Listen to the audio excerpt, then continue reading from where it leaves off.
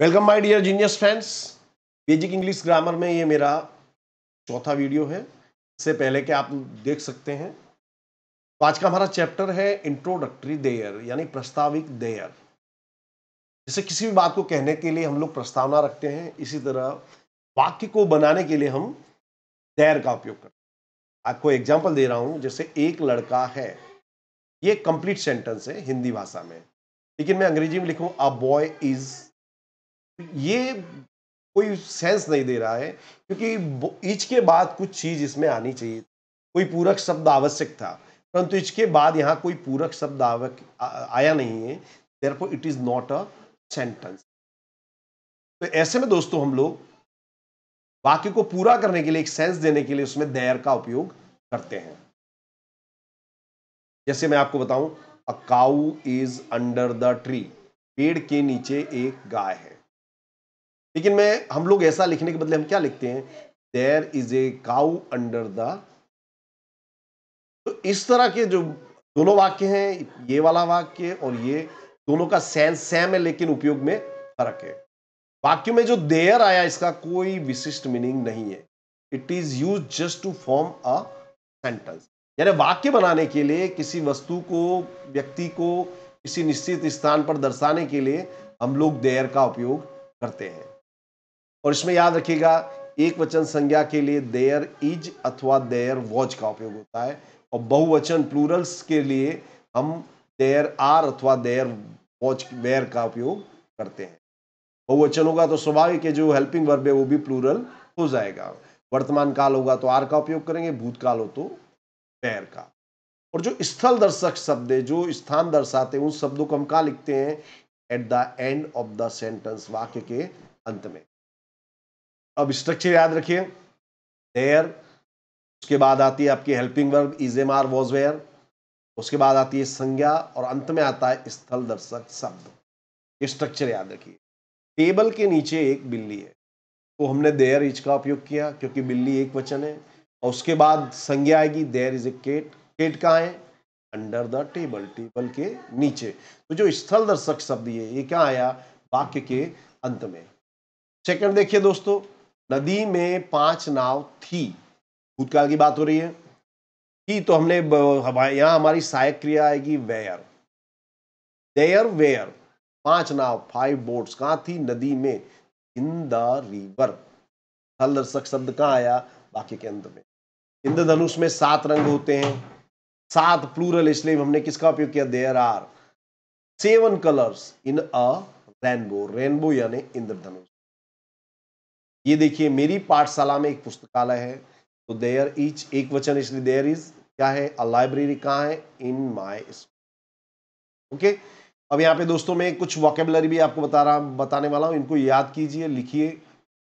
इनका मतलब होता है में के अंदर, बिहाइंड यानी किसी के पीछे, नियर यानी किसी के पास, सम कुछ थोड़ा, मच यानी बहुत, लेकिन मच का उपयोग हम किसके लिए करते हैं, जिसे हम काउंट कर सकें। मैनी का उपयोग करते हैं जिसे गिना ना जा सके, इसका मात्रा में उपयोग करते हैं, क्वांटिटी में दर्शाया जाए, तेल, पानी, घी वगैरह वगैरह। एनी यानी कोई, ऑन यानी किसी के ऊपर, अंडर यानी के नीचे, इन फ्रंट ऑफ के सामने। तो आपको ये जो प्रेपोजिशंस हैं, इनको सीखना बहुत ही जरूरी है। You have to learn these prepositions to understand and speak English. Okay. अब मैं आपको दोस्तों एक्सरसाइज नंबर 1 कराने वाला हूं। इसमें हम सेंटेंस को पढ़ेंगे और उसका हिंदी अर्थ लिखेंगे। आई विल एडवाइस यू कि आप नोटबुक लेके बैठिए, और यदि आप लिखते जाएं तो much better. There are 7 continents in the world. Continents का मतलब होता है महाद्वीप, याद रखिए, यानी दुनिया में 7 महाद्वीप है। There is the laboratory in my school. Laboratory यानी प्रयोगशाला। There is not any student in the class, यानी कक्षा में कोई भी विद्यार्थी नहीं है। There is lot of water in the river. River यानी नदी, नदी में बहुत सारा पानी है। There is not any money in my purse. मेरे पर्स में बिल्कुल पैसे नहीं है। There was a well. Do you know what is well? Well का मतलब होता है कुआं। There was a well in the farm, यानी खेत में एक कुआं था। There was a hole in the carpet. Hole यानी छेद, और कारपेट का मतलब होता है गलीचा। गलीचा को हम कहते हैं carpet. There is a temple next to my house. Next to यानी बिल्कुल पास में, मेरे घर के पास एक मंदिर है। There was a cow under the tree. पेड़ के नीचे एक गाय थी। There is a tube light above the black board. Black board के ऊपर ट्यूब लाइट है। ये दोस्तों ये जो प्रीपोजिशन है ऑन, ओवर, अबोव, इसको लेके भी मैंने वीडियो शेयर किया है, वो आप देखिए तो प्रीपोजिशन का जो कंसेप्ट है वो आपका पूरी तरह क्लियर हो जाएगा। 11th देखिए, there are 5 benches in the garden, यानी बगीचे में 5 बेंचेस है। There is a fountain, fountain यानी फवारा, इन द गार्डन, बगीचे में एक फवारा है।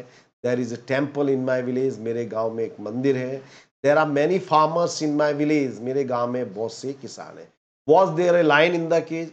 अब ये इंट्रोगेटिव है दोस्तों, प्रश्नवाचक है। जब भी सहायक क्रियापद आगे आ जाएगी तो वो इंट्रोगेटिव हो जाता है। तो क्या पिंजरे में शेर था? Is there a story book in your bag, क्या तुम्हारे बैग में कहानी की किताब है? Is there any money in your purse. जब हम प्रश्न पूछते हैं तो एनी का उपयोग करते हैं। प्रश्नवाचक और नकारात्मक वाक्यों में एनी का उपयोग करते हैं। मतलब क्या तुम्हारे पर्स में पैसे हैं? सम का उपयोग नहीं कहेंगे, ये याद रखिएगा। Was there any student on the play ground, क्या खेल के मैदान पे कोई विद्यार्थी था? What is there in the basket, टोकरी में क्या है? Who is there in your room, तुम्हारे कमरे में कौन है? What is there in your bag, तुम्हारे बैग में क्या है? Who is there behind the tree, behind यानी पीछे, पेड़ के पीछे कौन है? अगला वाक्य देखिए, is there any ice cream in the cup, क्या कप में आइसक्रीम है? और 24 देखिए, is there a laboratory in your school, क्या तुम्हारे यहाँ पे प्रश्नवाचक की निशानी आनी चाहिए। क्या तुम्हारी स्कूल में प्रयोगशाला है? Was there any watchman at the gate, क्या गेट पर कोई वॉचमैन था? अब दोस्तों आपको ये कंसेप्ट काफ़ी अच्छी तरह से क्लियर हो गया होगा कि हम किस तरह से देयर का उपयोग करते हैं, कौन सी हेल्पिंग वर्ब लगाते हैं और क्या क्या प्रीपोजिशंस का उपयोग करते हैं। तो अब मैं आपको दे रहा हूँ, you have to translate these sentences into English.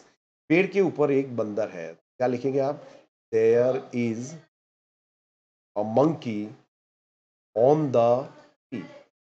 पेड़ पर, तो ये जो स्थल दर्शक शब्द है कहाँ आएगा? At the end of the sentence. जैसे बगीचे, ये 4th देखिए, मैं सभी सेंटेंस नहीं कराऊंगा, आप खुद प्रैक्टिस करिए। बगीचे में काम का पेड़ था। There was a mango tree, कहां पर था? बगीचे में। तो आप क्या लिखोगे? इन द गार्डन। जग में थोड़ा दूध है, थोड़ा, सम, तो देयर इज सम मिल्क, दूध को कहते हैं milk, in the jug. 9th देखिए, पैकेट में बहुत सारी शक्कर है। तो शक्कर वगैरह को बहुत सारा दर्शाना हो तो हम लॉट ऑफ का उपयोग करते हैं। There is lot of sugar, there is lot of sugar in the packet. Writing पे ध्यान नहीं दीजिए दोस्तों, सेंस समझिए। आकाश में बहुत सारी पतंग है। There are many kites in the sky, क्या तुम्हारी पाठशाला में पुस्तकालय है?